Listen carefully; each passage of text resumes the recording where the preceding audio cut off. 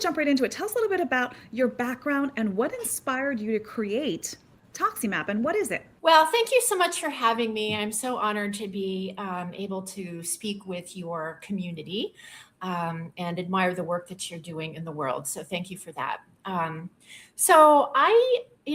you mentioned, I'm a quantitative sociologist. So I think about things that happen kind of on a big national scale. I'm also a mom. And when I had a child, I brought her home to a neighborhood that I thought was really sweet and wonderful. It'd be a great place to raise her. And when I was walking around the neighborhood with her, my little baby Bjorn, and that first year, two people randomly, strangers, came up to me and said, people in this area are getting strange brain and lung cancers. One person was a nurse practitioner, and she was actually serving some of the people in the community who were struggling with that. And then one was just another totally random person who was kind enough to tell me. And so that was kind of enough for me to be like, all right, I got to move. I can't raise my child in a place where people are getting cancers. So then I moved, this was outside of Boston, and then I moved north to sort of a beautiful region called the Seacoast region, right between New Hampshire and Maine, right where that border is. And, an hour outside of Boston, I thought it would be less dense congestion-wise and so forth. And within 3 months of moving there, I made a friend, and she said, we're right in the middle of a pediatric cancer cluster. And I was like, my goodness, I have jumped out of the pot and into the fire. And I looked into, immediately had to move again, but I was like, I can move again, but I have no way of knowing if the next place I move what it's going to be like. So I started looking into this, and the state of New Hampshire, they created a commission to do a report looking into the potential causes of the cancer cluster.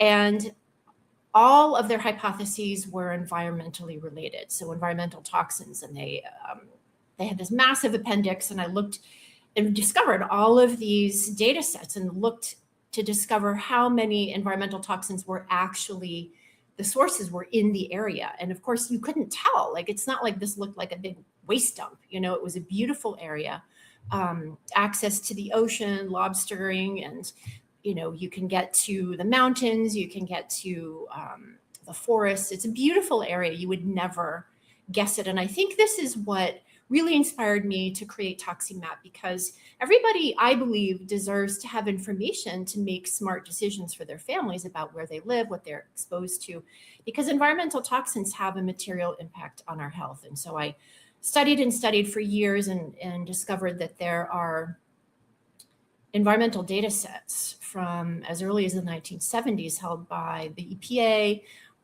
federal agencies, many federal agencies, as well as states, and that the information is available, just really inaccessible, like in very tricky places to find, and then impossible to, like, they're all in Excel spreadsheets and with lat longs, like it's not usable. It is not accessible to people like me and you who are just wanting to make informed decisions. So I wish I had this resource years and years ago of, I'm planning to move, right? How amazing it is that you can put in your zip code, you can put in a community, and you can see, which I know you're going to go through, where the brown sites used to be. And I want you to go through that. Where, are there any factories? Are there any nuclear places close by? Because all of those toxins that are not just in the air, but also in the water, will seep into, even in the air as well. You have chemtrails or something, it'll seep into the air, it's going to go into the water, and then you're going to tap into it. If you're on well water or city water, you're going to tap into that water. And so you're bathing in it, you're brushing your teeth in it, you're washing your babies in it, you are possibly giving your animals that water to drink.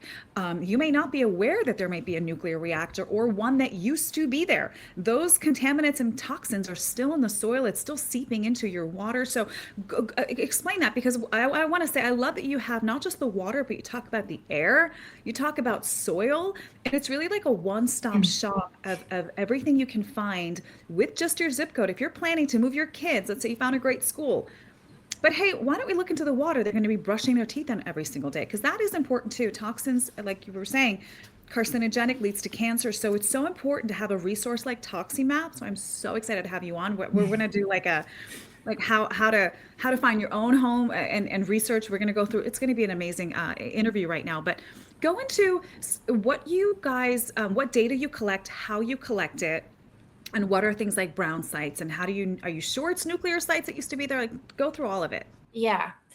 So you're 100% right. We're exposed to everything all at once. We're not just exposed to the water or not just exposed to the air, and we can not really perceive all the time. Most of the time, we can't perceive that we are getting an exposure. Sometimes you can smell it, of course. Sometimes you can see it, but most of the time, it's imperceptible to us.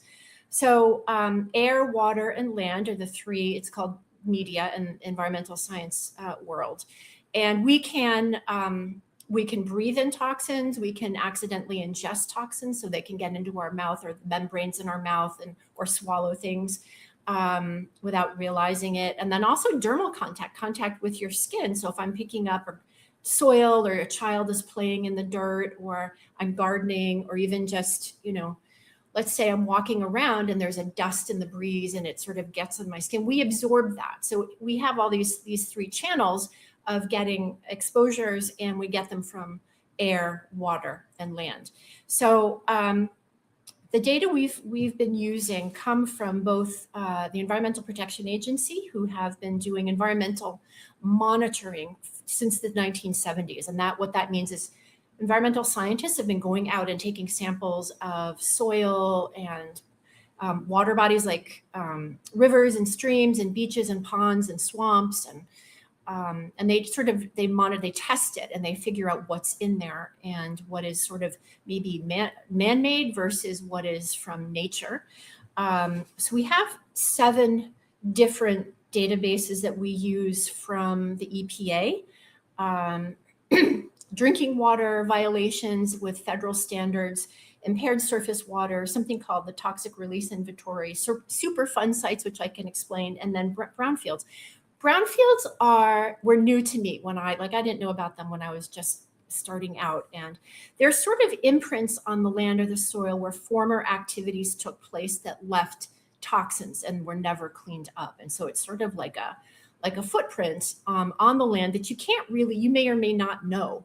And lots of things are built on or near brownfields that have never been cleaned up. And they're the most tricky ones because they, like you were saying, they spread, with the wind. If there's, let's say there's lead or mercury in the soil, and then the wind comes and it blows the dust around, and then it spreads kind of beyond the borders of those brownfields.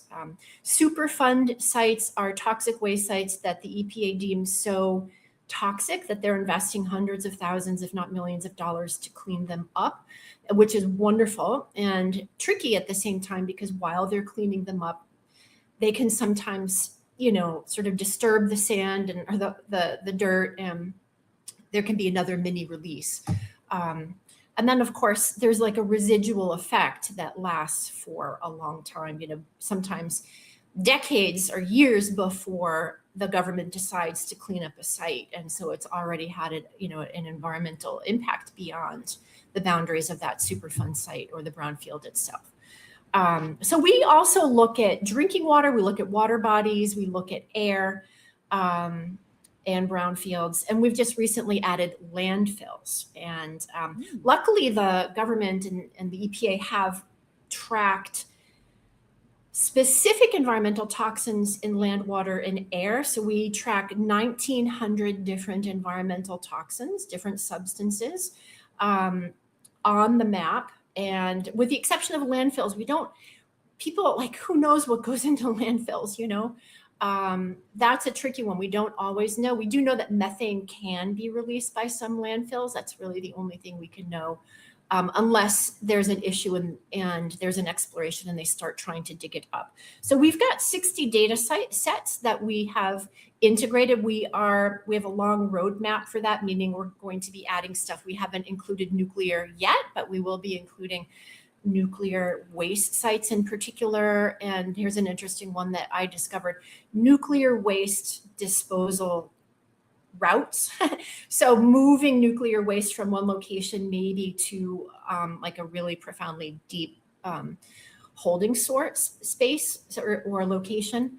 So that's coming, but right now we just have air, water, and land. Well, that's great because those are the basics. That's very important. But I know you're going to continue to build, and we're going to talk about what the trajectory is for the company, the next 5, 10 years, because you have a lot of great things you guys are doing and working on and getting data for everyone. In fact, before we go into just how do we use the website, what makes Yep. you different from EWG? Yeah. EWG is wonderful. They have done an incredible job of radically democratizing information about what's in our drinking water.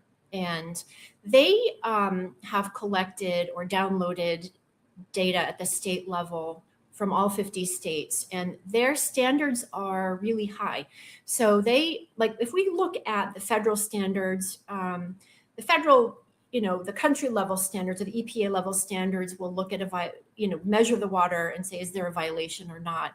Whereas the EWG will look at the water data and say, are there healthy or unhealthy levels of a substance in the water? And those two criteria sets are quite different. And right now we are communicating the federal level standards so if we find a drinking water violation within a utility boundary, we will indicate what is causing, what is the toxin or the pathogen that's in that water. Whereas EWG is, they're looking at healthy and unhealthy levels, and they're absolutely wonderful. The other difference is we also look at land and air in addition to water. So no human being is only exposed to one media, right? We're exposed to air, water, and land all of the time. And they've really done a deep dive into public utility water. They don't look at well water. They don't look at impaired water bodies, which impact well water. And we always think about, is there a water body in the neighborhood that's maybe has some contaminants or chemicals in it? And then how does that impact like the movement of water beneath the surface of the earth? We can find toxins there. It could be elsewhere. So the EWG doesn't look at impaired water bodies, just the public utility water supply, which is really profound. Well, let's jump into it. Let's go over how to use the website. But as we're looking over it, what are some of the worst cities and states in the country for toxic exposure that people may want to think twice before they move to?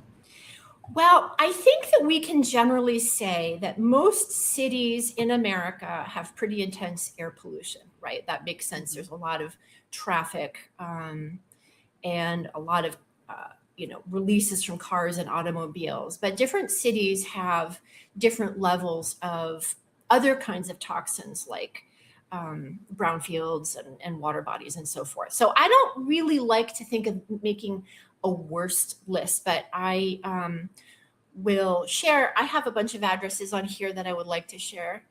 And maybe we can look at one of my favorite cities, which is New Orleans.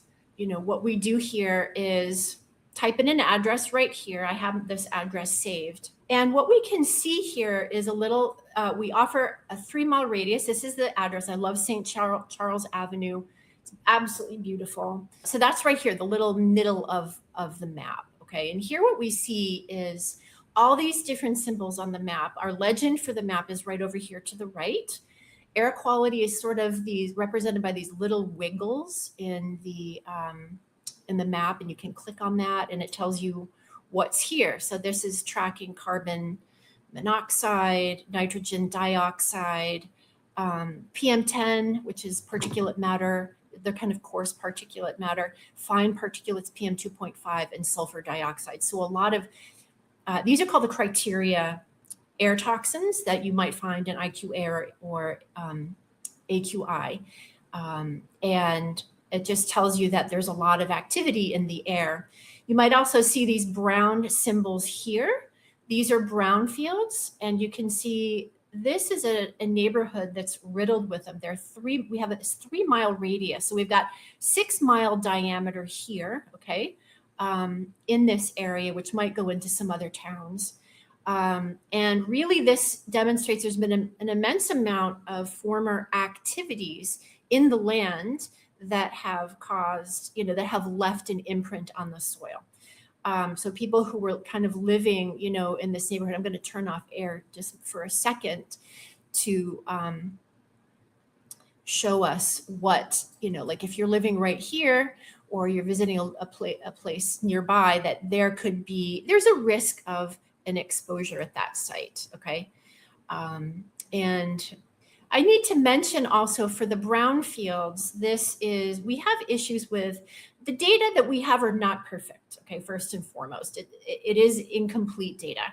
And for the brownfields, sometimes the EPA has either lost track of or doesn't have the specific toxins that were measured. But we feel it's important to put it out there anyway. So this is an example of that.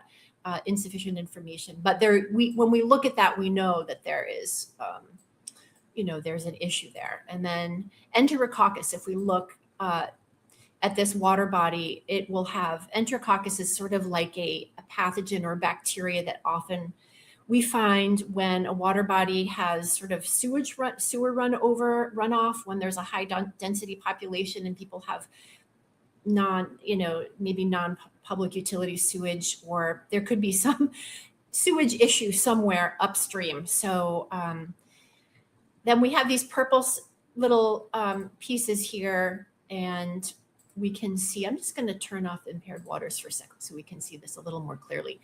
So this is a hazardous site, and which means that it's a site that is somehow storing toxic material, toxic waste. And so we can see the full list of what they are. What's here, you can also come over here and look at this list over here. The list is presented here. And I love that, by the way, just looking at the website, it's so well done. I love on the left side, it says overall toxin intensity, air, water, land, high, low, moderate. You can pick and choose. I mean, this is really well done, because if you just want to focus on one thing or all of it, or go one by one, this is really helpful. I've never seen a resource like this, put it all together. I know you have so much more data you're going to be adding. Oh my God. I can't wait to see you in a year. I know. Even for a year, I knew you a year ago, and it has evolved so much.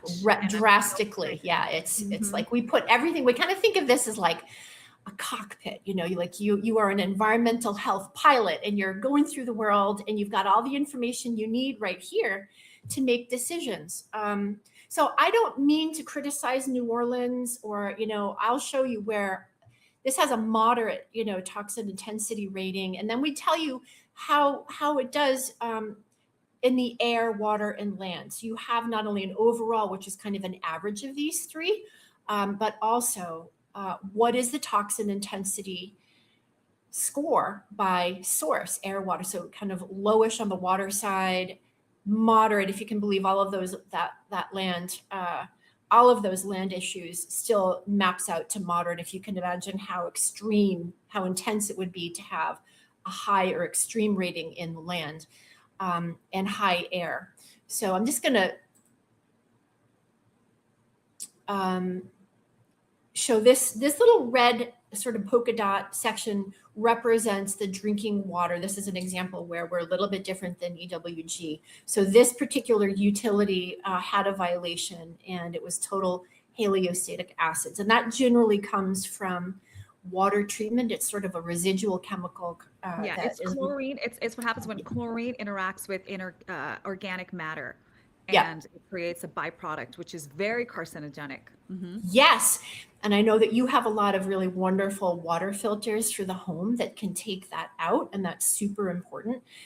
Sometimes people feel overwhelmed by this information, but and I know you share this view, we actually believe we are empowering, because there are practical solutions to any neighborhood, to what's present in any neighborhood. And that's Deb, let me ask you, what are some of the maybe companies and industries that tend to create more of a environmental hazard exposure that you want to pay attention to in these maps?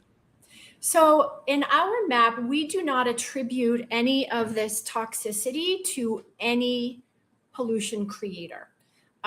That's something that the EPA does very well. Aaron Brockovich does very well. We do not do that in Earth Justice, because those guys are doing it incredibly well. We are all about toxin awareness, environmental toxin empowerment, and health.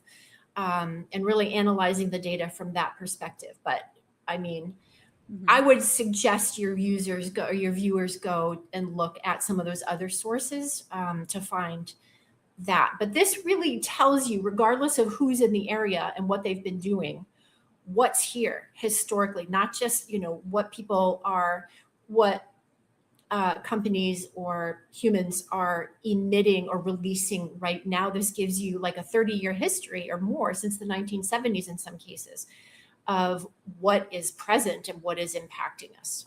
Mhm. From looking at, I mean, you input this data all, I mean, I know your team does this every single day. So what are some of the most common toxins that are showing up, just in the searches? I know as you're looking up another address, I mean, you guys, when I found out about this, I'm like, okay, let me check my neighborhood real quick. See Right. how bad Yeah. it is. I know it's bad. And of course, we offer solutions at Healthy Technologies, but you may not want to move to a certain area when you do a little research before you, or even Right. or even when you're about to make an offer for a house. You're Right. like, let me just double check real quick. It's just an amazing. I'm so excited about this. This is great. So to counterpoint New Orleans, so I'm not just saying negative things about New Orleans. This is the Mhm. location where I was living in, on the border between New Hampshire and Maine, and actually toxin intensity rating is higher. And I will just say toxin intensity rating is sort of like the full exposure risk set that is present in any one environment. It doesn't tell you how much any individual has definitively been exposed to. It's sort of like the exposure risk set. It really, an individual's exposure uniquely depends on how they interact with the environment and the degree to which they are mitigating those risks. But this is higher than New Orleans, if you can believe it. And so, there's not, every location in the country has its own unique disposition and different kinds of chemicals and toxins. It'd be based on the different kinds of activities that are going on and have gone on historically. New England is a tough one because it was a seat of the Industrial Revolution. There is an immense amount of historical activity. So in a way, like, it's shocking to look at this, if you know the area or any area, how beautiful it is, to see. It gives you kind of a history of the land in the region. So I will also share one in Maine that's really one of that has nothing. So there are places that don't have anything either. I was just going to ask you, Deb, what are some of the best places to live? It's like, is there any place we can live in America that is like clean? Obviously, no Yes. place is perfect, but yeah, share some of that are like exceptional from your data that you've collected. Yeah. Let me just find it. It's up in here. I was looking at it last night. Oh, here we go. This is a sweet little town in Maine, and it's kind of in the Lakes region. It's called Waterford, Maine. And look at this map. Now, we are not tracking everything. We have other data sets coming in. And so over time, a region's result may change because, as first of all, as the world becomes more polluted, and second of all, as we add more and more layers. But with the basic set, which is 60 data sets right now, this is really incredible. I have a friend who lives up here, and it's really pure. Like, you can feel it. It's really, really wonderful. And we don't really have, we haven't cataloged every location in terms of its toxin intensity, but there are places and people, you can find it. Look at this. Nothing in the air, nothing in the water, nothing in the land. It's fresh, but there are other parts of Maine that are really intense. So you can't characterize a state, really. I have places in the middle of the country too. I actually last night was having a lot of fun. I think that this is the actual center point of the United States. I asked Google, what is the very center point of the contiguous United States? And it's in the middle of Kansas. And I was just curious, what does that look like? So it gets a low toxin intensity rating overall. Air's great. Water is moderate because we have some toxins in the water bodies and a drinking water issue. And just a couple of brownfields right here in the middle. So, that's Kansas. And just out of curiosity, why don't we look at Universal Studios in California, just for giggles. Okay, what does that look like? Listen, people use the water fountain there. What are they drinking from the water fountain from? Hey, let's Right find out. on. Mhm. So not too bad. I'd say low overall. The big issue here is the air, which isn't surprising. It's LA. LA has a tricky situation with air pollution. A couple of landfills, Universal City, a brownfield on the edge, 3 miles away from that location. Overall, not too bad. Let's look at Hollywood Boulevard, just for giggles. This is an interesting one. We've got some air issues. It's a more moderate rating, and it's due to all of this brownfield activity. This is Hollywood Boulevard. This one is, I think, Santa Monica Boulevard. And there's been a lot of activity historically around that region, a couple of toxic waste sites. Deb, I love that you have the history there, because just because you have a building on top of it, you still have those toxins that are in the soil that is still going and seeping into the water, and it can last there for decades and decades and decades and seep into it. And you might not even realize your groundwater tapping into is that brownfield, even though there's a building there. There used to be a brownfield there. It's so true. And you just can't believe what we as a human species decide to build on these sites. Okay. Playgrounds, sports fields, schools, daycare centers, nature reserves. A lot of the nature reserves I discovered are built around kind of a pretty toxic stream or creek or river. Wow. I used to take my child swimming in a public pond, like a little town beach that was so sweet. And you would just think, oh my God, it's, so beautiful here. And it turns out it had mercury in it. And guess what? Mercury showed up in our lab work. Okay. There was a sweet little playground in very eastern Massachusetts, on the opposite side of the country of this location. And it was on top of a brown field. And until I made ToxiMapp, I didn't know these things. And so I have been inadvertently exposing my own child and myself to these things. But how can we know? We cannot know until we see this, because it's not publicized, Right. And the average person, Deb, doesn't have the time to research and find I wouldn't know where to look at all. So the fact that you put it together for people to just put in their address and all the data pops up is incredible, because that is really a game changer for parents. Game changer. And you can look at, it's not only about where you live. And it's taken me several moves to actually finally get to a place where it's pretty darn clean. Now I am not done, because I'm kind of near a Superfund site, but I can tell you how I deal with that in a second. So moving is one way to use this. But if you're not moving and you're stuck in a place and you're invested and the kids are going to school there or whatever, or maybe, you're in retirement and there are things that you can do just by knowing where stuff is on the map and consciously, deliberately avoiding that will reduce your exposures. And then putting things in your home, like things, like water filters and shower filters. And I have a lot of air filters in my home, one of yours included. And just being mindful of, I will not allow my child to swim in a water body unless I have ToxiMapp. I have an interesting story. One of our users, her child went swimming and I think did a sailing class, actually, a sailing camp. And within 2 weeks developed a urinary tract infection. And then she did a ToxiMapp on the water body that she was in. And she'd been playing around on the beach. And, when they have sailing, they sort of fall over and get out of the boat and get back in the boat.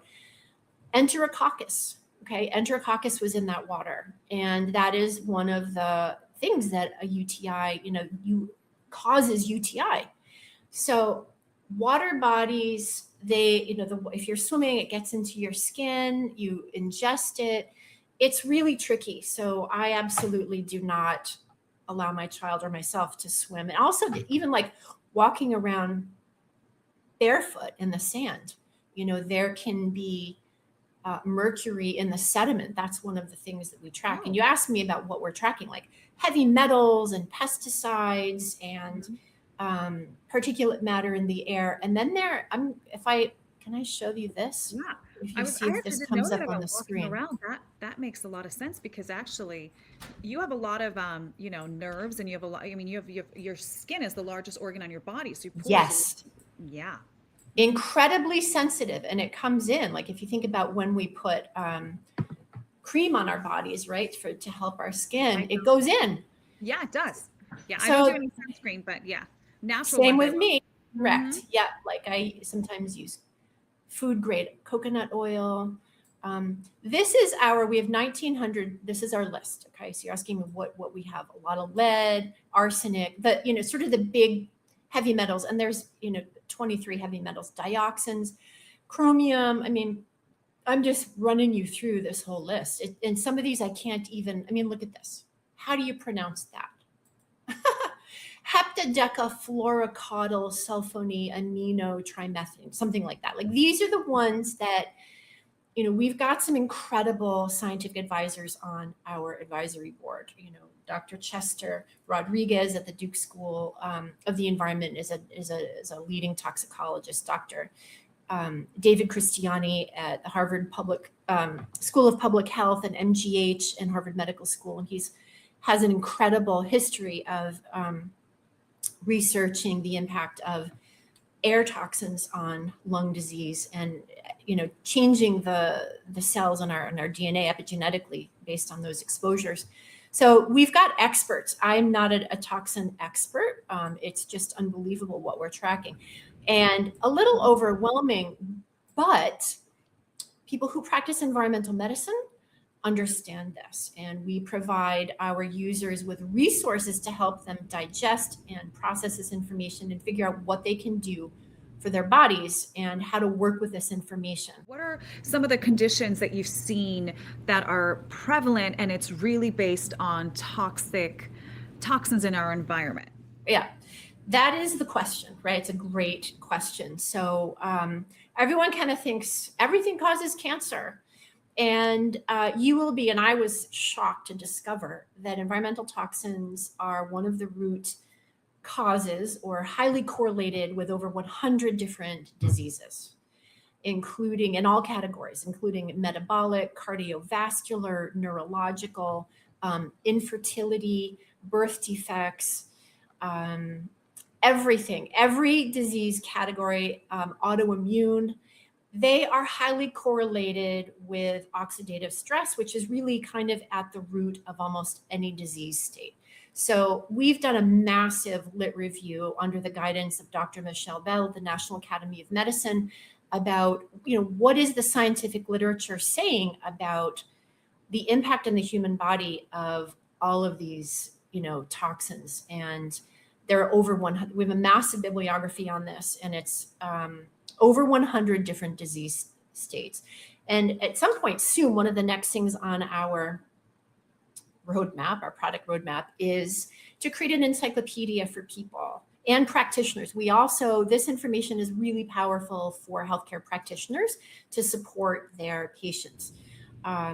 So this encyclopedia will have the 1900 toxins. We're going to group them into 200 categories that are, sort of share impacts on human health to reduce the complexity for people. But we will have the full 1900 short-term, low-level exposure symptoms. So is it like sneezing? Is it watery eyes? Is it coughing? Is it nausea? Dizziness, different things that, like, if you've had maybe like a short-term low-level exposure to an environmental toxin, there are little signals the body gives. And then long-term chronic low-level exposure, what are the diseases that may come about or are correlated with these exposures? And they I mean, it's just amazing. They cross all the categories of human health. That would be a great resource. I know a lot of doctor friends of mine who, as you're talking, I'm like, I can't wait to send them this link, and because they're gonna really love it, use it, and share it. I have to tell you, we at Healthy Technologies, we look at the lab reports of what is in your water, right? City water, it's usually the same animals. Got chlorine, fluoride, pharmaceuticals, heavy metals, pesticides, herbicides. If you're living off of sewage city water, you're gonna have Yep. pharmaceuticals and hormones in the water, which we have systems to remove that with a whole house water filter. But we've had, well water, which we've tested a long time ago as well. It's just getting worse. And we have noticed it, Deb, and I want to ask you, we have noticed it that well water is becoming worse and in many ways are a lot worse than city water. And That's people think incredible. I'm out in the field, I'm on well water, I'm safe to drink it. They think it's because it's clear, it's safe. Clear does not mean clean. No. It can have, I mean, we've had customers, we tested uranium in the water, Yes. high levels of arsenic in the water. Yep. You won't find that really with city water. So in that way, if you have well, I'm telling you, we've seen a lot worse data reports when it comes to wells and with cities. So what have you seen with your data, well Yeah. versus city?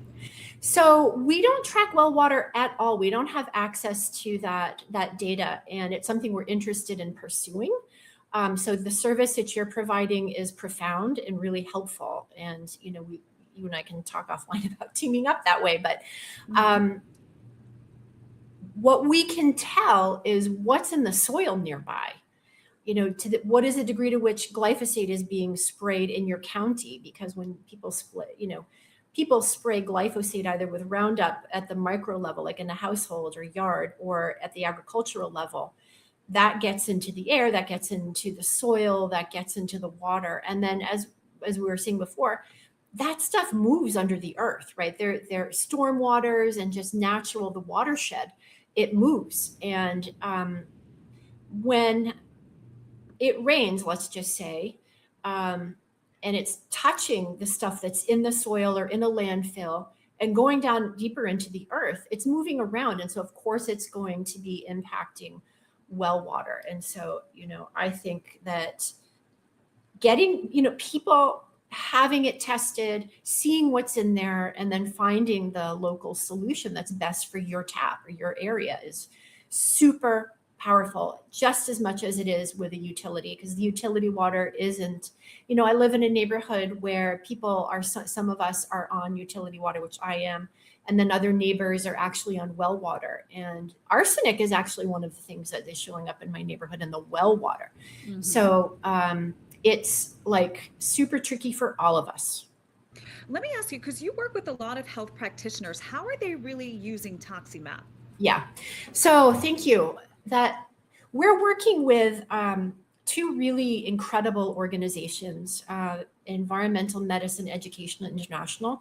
This is, if you think about what doctors are trained in medical school, environmental toxicity is not something that they're trained in. So EMEI, Medicine Education International, is training a lot of practitioners in this so that they have expertise and know what to do when a patient comes to them either with a ToxiMapp report or questions about environmental toxicity.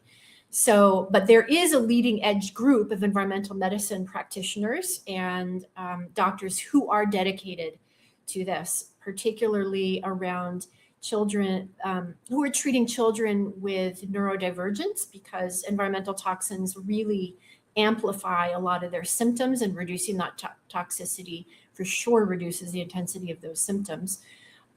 We're also working with the National Association of Environmental Medicine, and they have immense amount of resources, both for individuals like people, citizens like me and you and your viewers, as well as doctors. And so there's a huge movement. It's like growing of increasing mastery of this body of knowledge.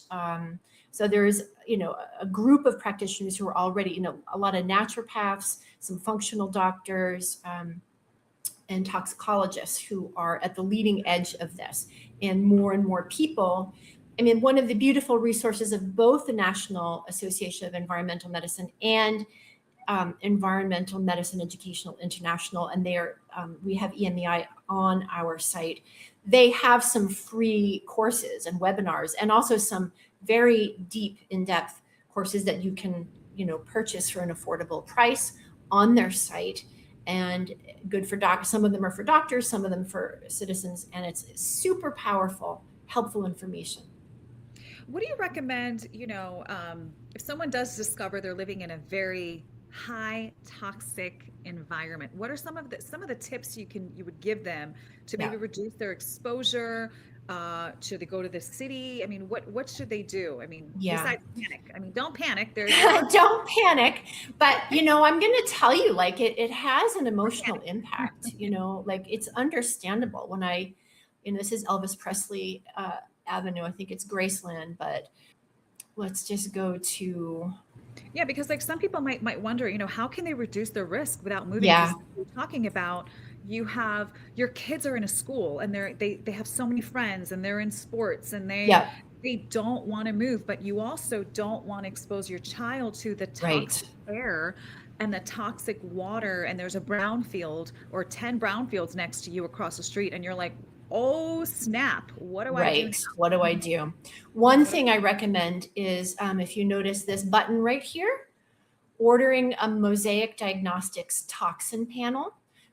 This will give us some information about what our body is processing. It's a urinalysis, and it can tell you what is the liver and what are the kidneys taking from your body and expelling through the urine. And that is one data point. We have something called the Tox Detect, which measures 27 metabolites relative, like all kinds of the 27 environmental toxins, as well as heavy metals. They have a heavy metals test, which is really wonderful. And that's kind of a great starting point to see, okay, what is my body processing right now? The other thing that we recommend is 100% avoid those locations where there are known toxins. It's sort of like, I don't know if you follow people or know people who've been exposed to mold in their homes. It's Yes. very hard to heal the body from mold when you're still living in a moldy environment. So we need to kind of remove the root cause. Now, we can't do a cleanup in our neighborhood. We can't remove the toxins that are there, but we can make sure that we don't go there and we avoid those water bodies and those brown fields. And then we can remove all of the toxins from the water that we have in our shower, in the bath nozzle, in the bathroom sink, the kitchen sink, what we're washing the clothes in. So having a central filtration system is really powerful. Air filters for the home, and that would really depend on what's in the air in your neighborhood, because different types of air filters address different types of toxins. So Yeah. those are, really four powerful actions we can take. And then look where your kids go to school. Look before you send them to summer camp. Where are the playgrounds that I can go to and where I can't go to? Like when I was living in Eastern Massachusetts, there's certain beaches I would never take my child to, but you would never know because it looks beautiful. Like you were saying, clear water does not mean it's toxin free. And you don't know which beaches are okay, and just by your your perception and your senses alone. So those are profound steps we can take to reduce our total toxic load. That's really good, Deb. You can control your inside environment, right? Like Yes. you're saying, getting an air filter, getting a whole house water filter. There's things, that you can check our website. I mean, we have all of those solutions. I mean, under sink filter. In fact, actually, speaking of under sink filter, what you can do as a parent too, and if you have really bad water, I mean, honestly, there's bad water everywhere.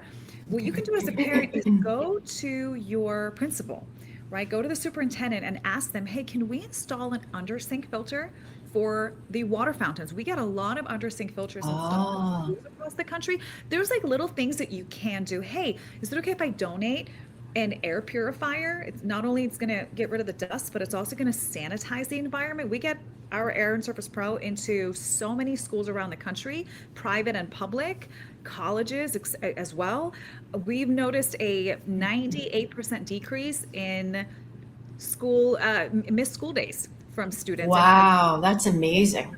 so there's things you can do as a parent. You can be more proactive in your child's life because I mean, all these toxins and they're carcinogenic, and you may not see it right now, But 5 years down the line, 10 years, 20, 30 years down the line, being exposed to these chemicals in your brushing your teeth, shower. I mean, again, there are solutions, but like you were saying, it's hard to have a solution for the environment outside of our home. We can kind of control our home, but not really outside. But that's good that you can actually research it and know which beaches to avoid, which parks are deceptively dangerous, and where you would take your child instead. That's great. Yeah, all of these techniques, like we have more empowerment than we may realize. And I love that idea of donating an air filter to the classrooms, putting in air water filters in the drinking fountains. You know, recently our local elementary school, they found lead in the water, like in the water bubbler in the schools, like, And they're drinking it from the fountain. right. And I mean, none of these educators and school districts want to be poisoning their children. You know, no one's doing it on purpose, but we as empowered citizens can take control of our own exposures. And those are really wonderful. I love those ideas. Deb, tell me, where do you see ToxiMapp in 5 years and 10 years and dare I say 20 years? I mean, what are you guys doing, adding? Where do you see yourself? Yeah. So we'll be adding, we have 20 more data sources that we want to be adding. And that doesn't mean data sets, but streams of data that we'll be later layering on. And that will give us an even more complete picture. We will also be turning this into an app. We are, we'll also have an address comparison tool. So people, if they're in the home buying process, they can, you know, I can even imagine grandparents and retirees thinking about, where do I want to retire, if you know, that's going to, in a place that's going to keep me healthy and prevent dementia and give me the best shot at extending my health span throughout a long lifespan. That's a really powerful use case too for people in that, you know, that generation and that the elders in our life. So we see ourselves as an environmental intelligence platform and providing, injecting environmental intelligence into all kinds of decisions within, you know, the individual level, the family level, decision making around real estate. We see ourselves being a big part of healthcare and really increasing or improving the standard of care around, like, imagine if there were a ToxiMapp report for at every doctor patient interaction, and every doctor had that information, and not only where a patient currently lives, maybe where they have worked, and maybe, let's say, if someone's moved a lot, the last, you know, where they've been the last 5 or 10 years. And something that the environmental medicine professionals talk a lot about is, where do you live now, and where was your mother when she was pregnant with you? And so thinking about how those toxins went into, you know, like my own gestation. And so having multiple, like at one point when I first, you know, ToxiMapp was first completed, I looked up every single one of the addresses I'd lived in since I was 5 or 0. And I came up with a cumulative list of, you know, now our bodies also have the ability to detox and expel these things. And another one of the actions we didn't mention before was supporting our detoxification pathways. And there's a whole process and lifestyle around that, which we can get into another time. Yeah. But we, you know, I'm going down a rabbit hole, but I see us at the center of environmental intelligence, at the center of decisions, from household decisions to healthcare practitioner diagnostics and treatment plans to investment decisions. Maybe even eventually institutional investors will be looking at what are the environmental risk factors of, let's say, you know, the mortgage industry. So it's a data layer, an intelligence layer that has, I mean, if we even think about environmental analysis and phase 1 analyses and, you know, sort of developers and analyzing risks in creating real estate investments and developments and so forth. So it has a lot of applications, and we see ourselves being the leaders of that movement. By the way, speaking of detox, there's some great companies out there. Global Healing, they're amazing. Dr. Artis as well. So there are some great holistic ways to actually remove the toxins and detoxing, and you know, even detoxing your liver and your kidney. I mean, it's so important. Deb, it was been such an honor to have you here. Is there anything else you want to leave us with, or anything else you want to mention before we go? And then I want you to share your social media. How can people find you? I'm so honored to be here. So thank you so much for having me and for supporting this important cause. And very grateful to have the opportunity to speak with your audience. And I guess what I would say is that I envision a world in which environmental toxins become part of the everyday thinking process of all people, all human beings, um, so that they can really feel a sense of empowerment and control over their own health, their longevity, their health span. And while the data may be new and feel a little intense or intimidating at first, there's so much empowerment in knowing it. Otherwise, we're just sort of sitting here with taking no control over our health. And otherwise, we're like sitting ducks, just waiting for some kind of an inevitability, when actually this information empowers us to take action over our health. And so I just imagine a world in which people, environmental toxicity becomes part of our everyday life and everyday thought process. Or functional doctors around the country that can take a look at where you've lived, what you're exposed to, and obviously give you solutions and be able to get to the root cause. Deb, share with us your social media if anyone wants to. Obviously, your website, toximap.com, but how can people reach out to you? Where's the best place to reach you at? So they can email me at contact@toximap.com, and ToxiMapp has two P's, so ToxiMapp.com. And then we are on TikTok, we are on Instagram, we're on Facebook. We've had some posts on YouTube and X and Blue Sky.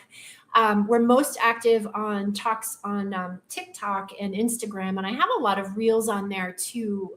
Information about different toxins. I had like a toxin of the week series, and right now I'm working with some people around a cancer cluster to help them understand, what are the toxins in the environment in that cancer cluster, in California, actually. But so we are very present in all of those channels, a little bit less on LinkedIn.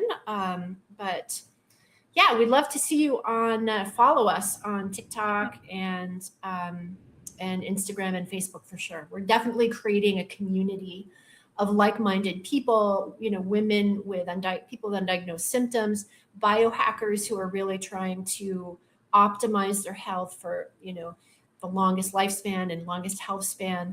I think of women as being the guardians of health in the family. And so we like to really, women are just leaders in that way. And so, moms, even women without children, grandmothers, I mean, it's us, man. It's like we're the ones. And so we're creating community around that.